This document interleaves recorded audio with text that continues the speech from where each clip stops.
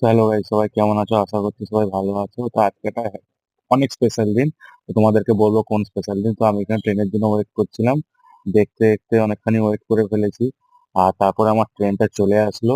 তো আমি যেহেতু লোকাল ট্রেনে যাতায়াত করিনি, বেশিরভাগই আমি এক্সপ্রেসে যাতায়াত করি। কেন, লোকাল ট্রেন হলে না কি সমস্যা হয় একটা, যে সব স্টপেজ হলো, তো ওই জন্য লেট হয়ে যায় আমাদের। তো ওই জন্য আমি এক্সপ্রেস করি, ডাইরেক্ট চলে যাই।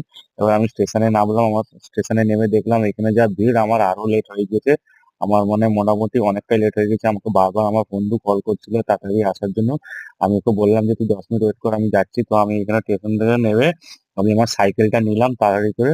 সাইকেলটা আমার ওইখানে যেখানে রাখা থাকে তোমরা সবাই জানো, ওইখানটা আমার সাইকেলটা রাখা ছিল। আমি সাইকেলটা নিয়ে আমি বেরিয়ে পড়লাম বাড়ির দিকে রওনাতে।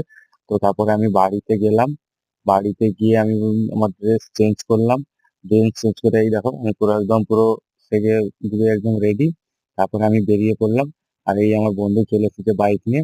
তারপরে আমরা কোথায় যাচ্ছি আর কি স্পেশাল ডে, আজকে তোমাদেরকে আমি সেটা পার্ট 2 এ দেখাবো। ঠিক আছে, বাই।